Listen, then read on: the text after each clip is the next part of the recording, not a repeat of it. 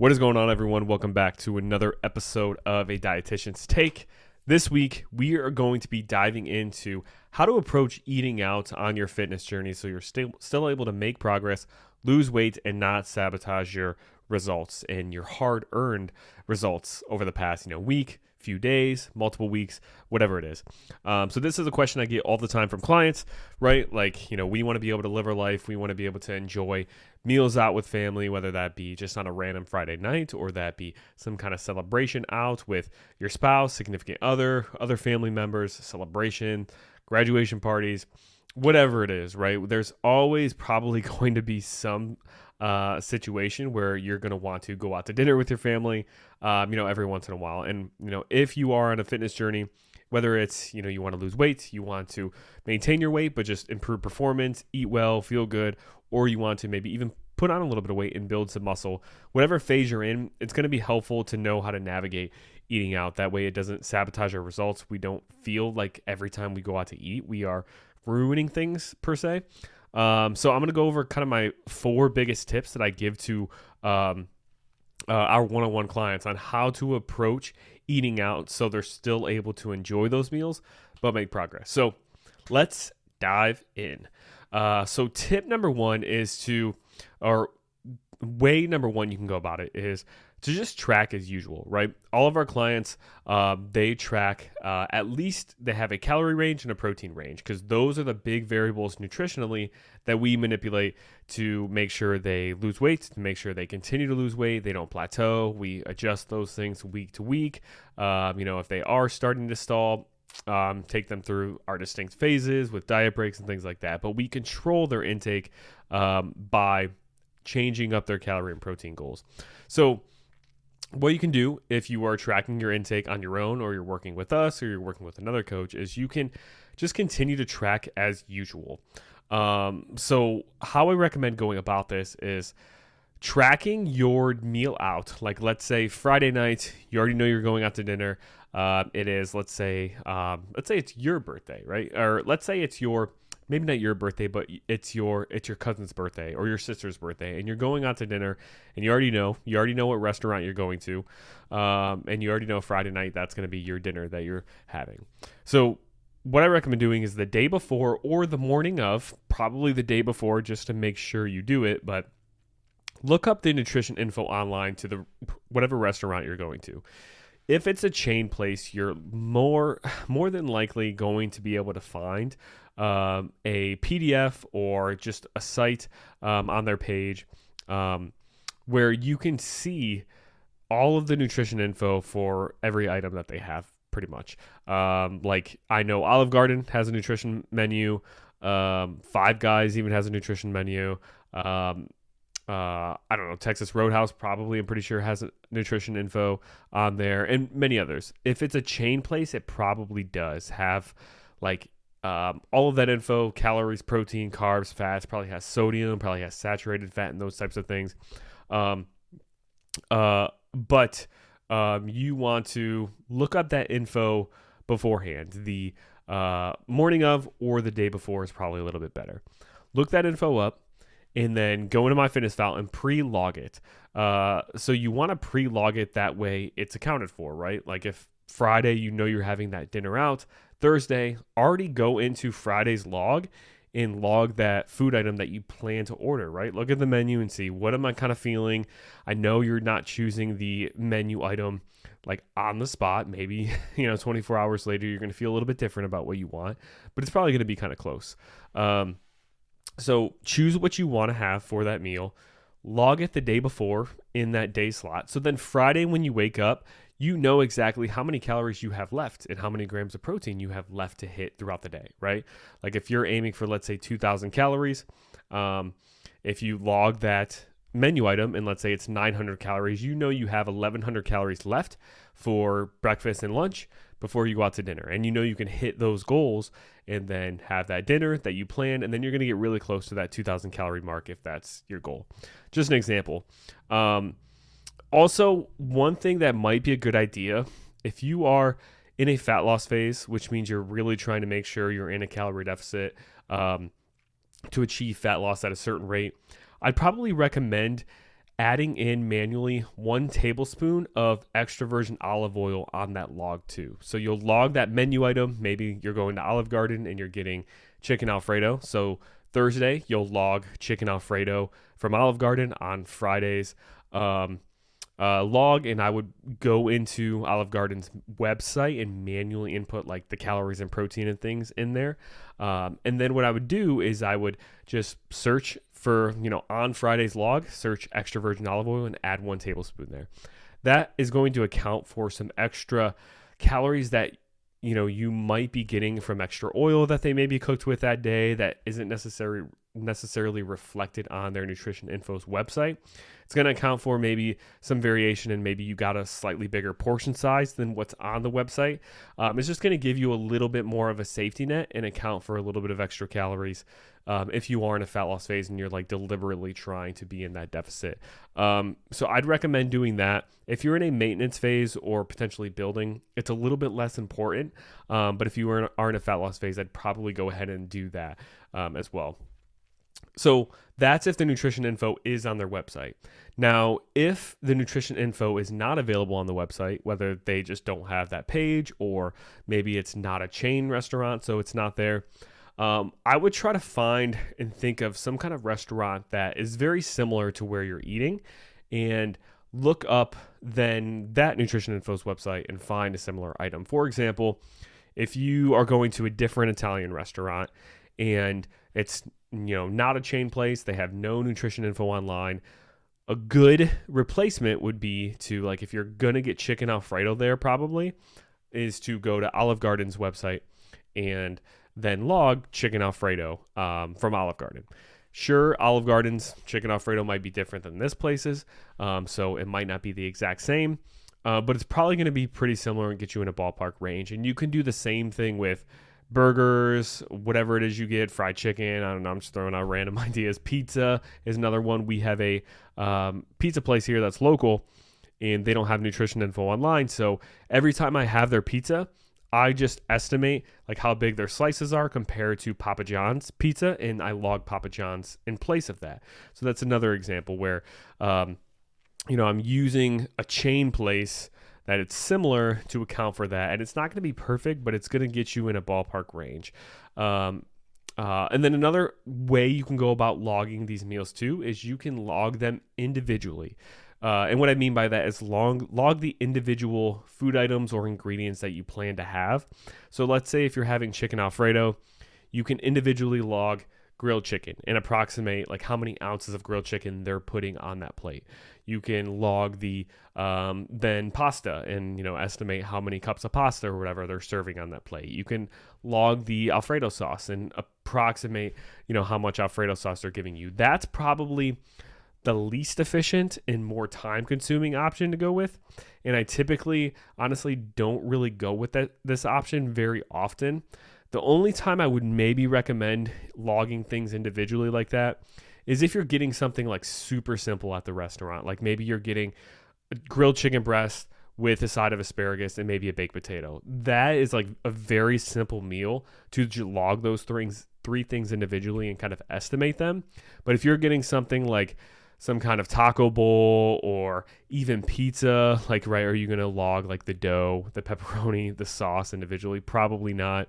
So those items that are a little bit more complicated, I wouldn't really try to go that route of logging the food ingredients individually. But if it's something super simple, like I said, like a chicken breast, asparagus, and plain baked potato, you could go that route too. So that's kind of my first way you can go about eating out at restaurants, is to just try to track things as normal as possible, but just make sure you track your dinner meal the morning of or the day before, because it's going to be easier to fit in your calories and protein and stuff for the rest of the day for breakfast and lunch if you already know what that number is going to be. So that's kind of tip or route number 2 or number 1 or strategy. So let's go to strategy number 2. So strategy number 2 when we're going out to eat is we can not track. So this is a method where you're not tracking the meal, but you're being mindful and you're following what's called the plate method. So the plate method is basically where if you had a plate right in front of you, you would want to make a fourth of it to maybe a third of that plate some kind of lean protein. So like fish, chicken, or some kind of lean steak or lean beef. So that would be a fourth to 1/3 of your plate. The next component of your plate would be some kind of carbohydrate source, so like a baked potato or mashed potatoes or rice, and that would make up a fourth of your plate approximately. And then the third component of your plate would be some kind of non-starchy vegetable, so like asparagus, broccoli, green beans, and then making that make up around 1/3 to a half of your plate. So that's kind of the plate method, is you're really trying to make a super balanced plate that is composed of like these high quality macronutrients or ingredients with a protein, carbohydrate, and fat. And you probably want to, if you're composing your plate of this when you're eating out and choosing an option, there's a lot of times when you go to restaurants, there's like a quote unquote light section of the menu that are specifically like lower calorie meals, a little bit lighter. That's probably where you're going to find a meal that fits in this category a little bit more. So, like I said, really good examples of this would be some kind of fish, as far as like the protein, fish, chicken, or steak. And then some kind of light carbohydrate source. It could be like a plain baked potato, maybe just like regular mashed potatoes, or some kind of rice, and then some kind of veggie for the side. So typically you'll probably see like mixed vegetables maybe, or broccoli, or asparagus, or green beans. Those are probably the most common ones.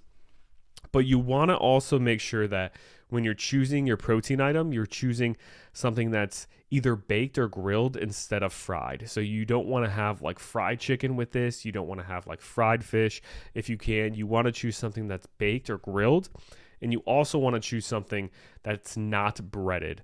So if there's like breaded chicken or breaded fish, it's not a terrible option by any means. But if you can order something that's not breaded, that's going to be a little bit better. Avoids kind of the extra calories that might come with the breading. And also if something's breaded, not all the time, but a lot of the times it is fried as well. And this kind of segues into the carbohydrate sources. You want to then, the carb sources or the carb sides you choose, avoid fried carb sides. So for example, choosing a baked potato or mashed potatoes instead of French fries, right? Still a potato, still a carbohydrate source, but there's going to be a big difference in the calories you get from a plain baked potato versus the calories you get from French fries. Also, if you get a baked potato, try to get it plain. And if you do want something like sour cream or whatever, get it on the side so you can put a little bit on yourself, so they don't just douse it with a bunch of sour cream and cheese and all this kind of stuff. And then the last tip for this method then, this kind of just mindful plate method, is to aim for around a 6 to 7 on a scale of 10 of fullness. So 1 would be you're like just ravenously hungry. Food is the only thing you're thinking about. You're very irritable probably at this point. You ever get in those moods where you're just like super hungry and food is the only thing you can think about, and thinking about doing literally anything else just pisses you off because you're that hungry? That would be like a 1.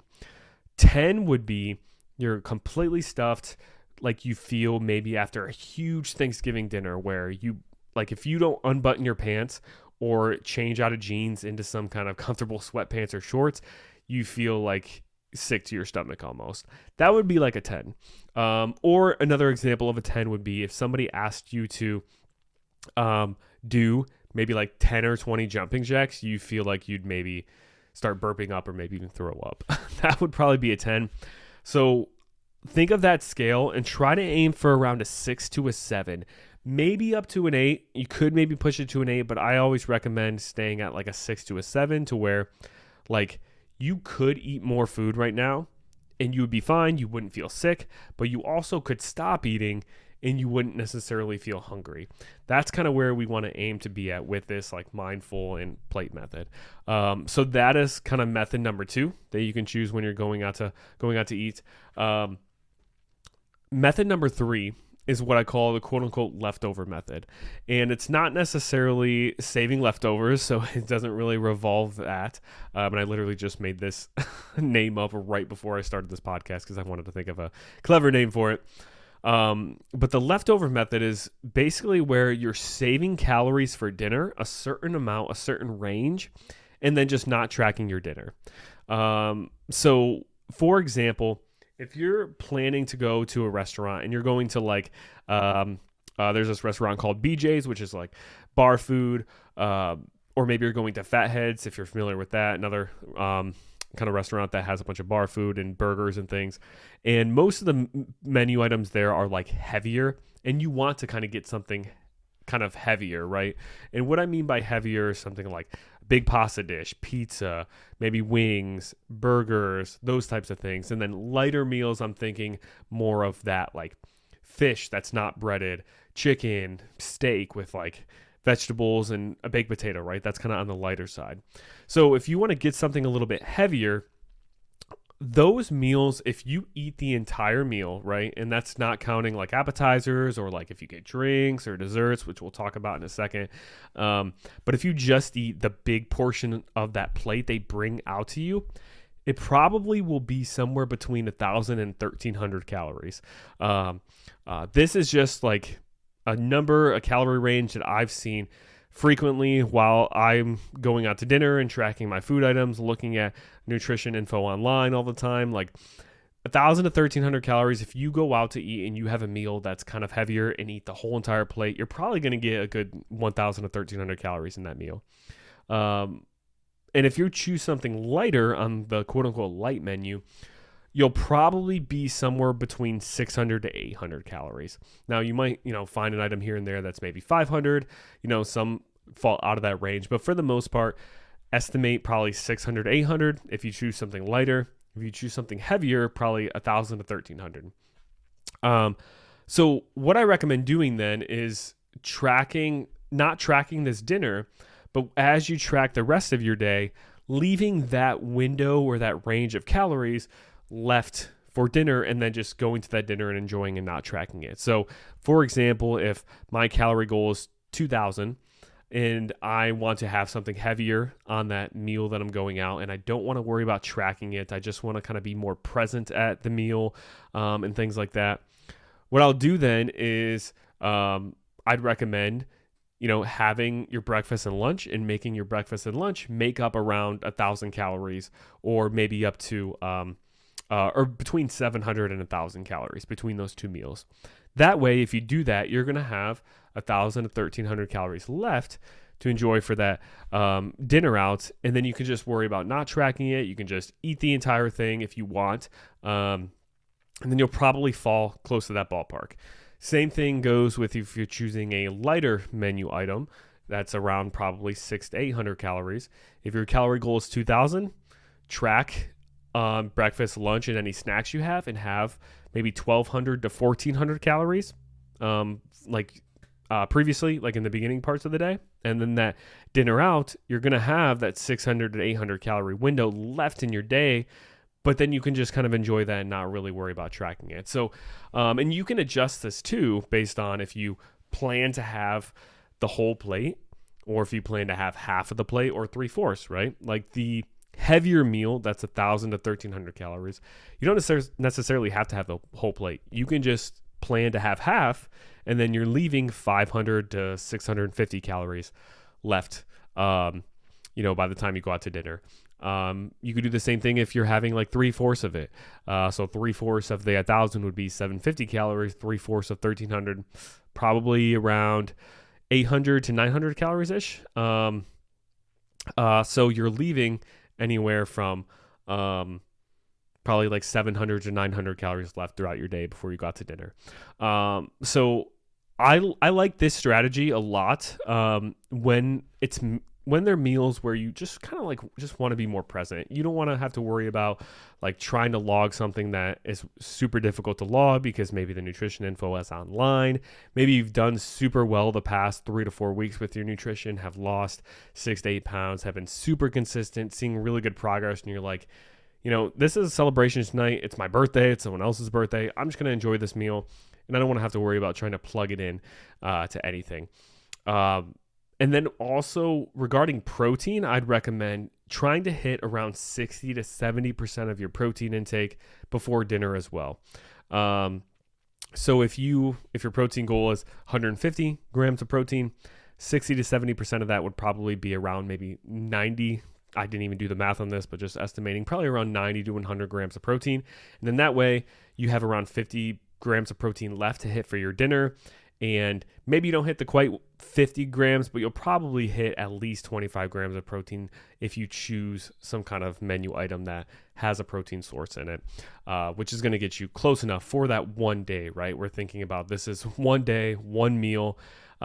This isn't something we're having every single day. It is important to, if you use this method though, this leftover method where you just don't track the dinner and leave these calories left, is to still not go overboard.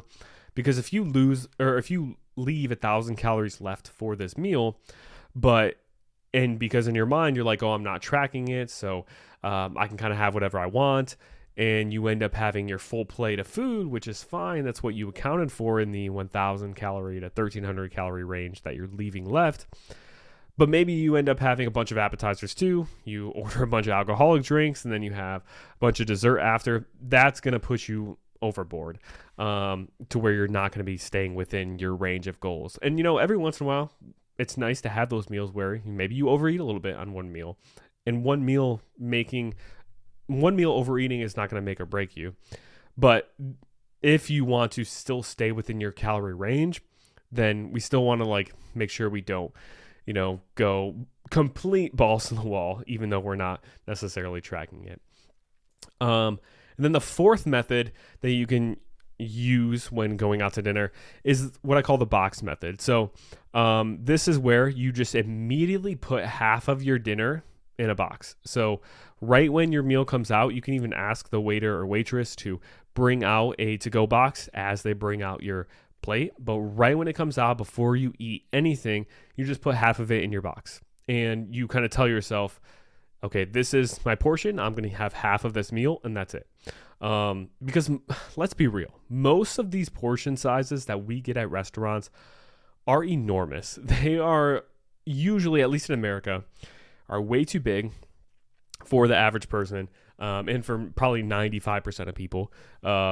They have way more calories than what we need, and a lot of times when we eat the whole thing, we end up feeling completely stuffed and end up not physically feeling our best anyway. So this is a good method to just kind of control your portion intake by taking out half of your meal. That way it's out of sight and out of mind, right? If it's on our plate and we see it there, because the food tastes good, even though we are extremely full, the dopamine and that kind of response we get from that tasty food is going to make us want to keep eating even past where we're actually full and satisfied. But keeping it out of sight, where it's in a box where you don't see it, it's not on your plate, you feel less obligated to finish it. You also don't think about it as much because it's not right out in front of you, and you can't smell it as much either since it's not in the plate right out in front of you too. And then tell yourself too, okay, I'm going to eat half of this. I can have more, but I'm going to wait until I get home and see if I'm hungry for more then.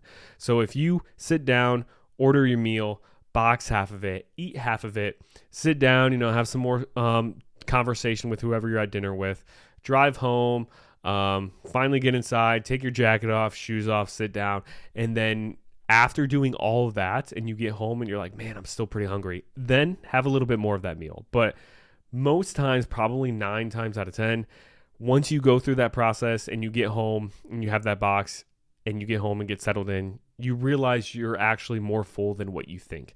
And this could even go back to the kind of being mindful method, which is make sure you just slow down. Don't just scarf your food down within 5 to 10 minutes. Take your time, chew your food thoroughly, chew your food 20 to 30 times before swallowing. Take sips of water in between bites. That way you're not just continuously scarfing down your food. Eat slower. Try to make your meal last at least 20 to 30 minutes of you eating. And that's going to give your body the time that it needs to actually realize it's full and send signals to your brain telling you, okay, I've had enough food, I'm full, I'm satisfied. Because if you eat too fast, then it's like those signals don't have time to be sent or to be picked up, in our digestive tract and be sent to our brain to stop us from eating when we really don't actually need or want to eat that much more. So by doing this, putting it in a box, waiting until you get home to potentially have the rest of it allows your body and mind time to pick up those signals. That way it just prevents us from overeating more than what we actually want. So some bonus notes. So those are my 4 main methods that I recommend choosing for clients. But some bonus notes are appetizers and bread absolutely count. So everything I kind of talked about here is under the assumption that, you're maybe not having much bread and appetizers. So if you are having those things, make sure you account for those things too, whether you're tracking it, whether you're measuring your fullness or monitoring your fullness, right? Like every piece of bread you have, it's kind of filling in, if you're thinking of the plate method, it's filling in that carbohydrate portion possibly that you're having in your meal. So bread and appetizers definitely count. Also chips definitely count too. If you're going to like a Mexican place, those calories count as well. If you get desserts, a lot of times we don't really need them based on how hungry we actually are, but if you do get desserts, try to split them as much as possible with another person, maybe even with 2 people. It's crazy how big some of these desserts are. My wife and I, we went to this restaurant not that long ago, like a week ago, and we got this like fried ice cream dessert, and we got one for each of us, but it was huge, and we like barely touched half of it, just us 2, like ourselves. So like that would have been a perfect scenario where we could have gotten one and maybe even split it with like 3 or 4 people. So split desserts, because a lot of times we don't need that huge portion of dessert. And then another kind of bonus tip or bonus note is to really avoid liquid calories as much as possible. Those calories coming from regular pop, so non-diet sources of pop, and calories coming from alcohol can really rack up and can be the big difference between having a meal like this and enjoying it out and still staying within our nutrition goals and our calorie means versus completely overeating our calories or over drinking our calories per se. So alcohol calories are really going to rack up. If you do want some kind of soda, aim for diet soda. Please do not listen to all of these messages out there claiming that diet soda is worse than regular soda. Diet soda is 100% a better option for overall health, for weight loss versus regular soda. So if you really want some kind of pop or soda to drink, always go for diets that's going to have some kind of form of, it's going to be liquid, that's going to taste sweet, it's going to taste good, but it's not going to have any calories virtually to it. So those are kind of just some bonus notes. Also, like with these meals out, you shouldn't have to overthink it too much. And we want to think about like one thing that I find is that a lot of people overthink these meals eating out. And I think a big reason why that they're overthinking or get stressed out is because they're not executing and not following the plan while they're at home when they do have control. So if you have one meal that you go out to dinner a week, maybe even 2 meals out to dinner a week, right? Every Friday night and Saturday night, you go out to dinner or get some kind of takeout or whatever. If those are the only 2 meals you have out that you're estimating throughout the week, that should not derail your progress at all. As long as you're not just going, like I said, balls to the wall and ordering, 5 alcoholic drinks, 2 desserts, having a bunch of appetizers, eating the full meal, etc. If you're, following one of these 4 methods I talked about with those 2 meals, it shouldn't derail any progress that you're trying to make. The reason why, some people I think stress about it and think that it's derailing their progress is because they're not executing as well as they know they can throughout the week. So maybe Monday through Friday when they're at home and they do have control to weigh things accurately, measure things accurately, fall within their calorie goals, they're inconsistent on those days. And maybe they're estimating too many food items on those days when they're tracking, or maybe they're taking bites and tastes here and there when they're preparing their kids' foods and kind of snacking, and that snacking's not being logged.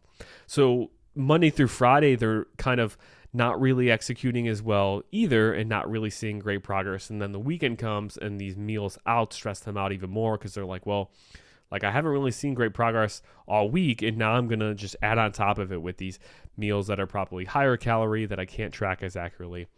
But if you really, like, when you have the control to weigh and measure things accurately, take advantage of that and be really diligent about, nailing your stuff Monday through Friday, and then those meals on the weekends that you're not eating out, right? Just because you eat out Saturday night doesn't mean Saturday breakfast and lunch has to be an estimation or has to be loosely tracked either. You can track those diligently leading up to that meal out. If every other meal you are, weighing things, you're making sure you're falling within your calorie range on those other days and making sure you're hitting your protein, hitting your steps, hitting your workouts, those 2 meals out a week, if that, aren't going to sabotage things. So just make sure you're taking advantage of those days or those meals or those snacks where you do have the control to be accurate. And then it's going to put way less pressure on yourself to like be so strict when you're eating out. And it's going to have like put way less stress on yourself. And this kind of going on a little bit of a tangent here, but this message is true too when it comes to holidays. I find a lot of people stress about the holidays because they end up eating foods that someone else is preparing for them that they can't accurately track, and they're probably overeating on food more than they think and things like that.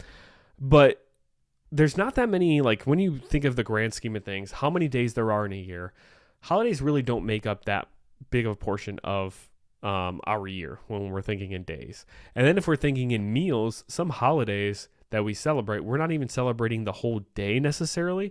We're just having like one meal that is kind of the celebratory meal. So even those other meals throughout the day can be controlled and we can make good choices on those. So if you're making good choices on your normal routine days, normal routine meals, and it's not a holiday, it's not a celebration out, if you're really nailing things then you're putting in the work to see progress, for executing 90% of the days or 90% of the meals out of the year. And then that extra, 10% of meals that you track more loosely or maybe don't track, don't make as big of an impact. So if you are always stressed about holidays and celebrations, really check and make sure that you are being consistent on those other days.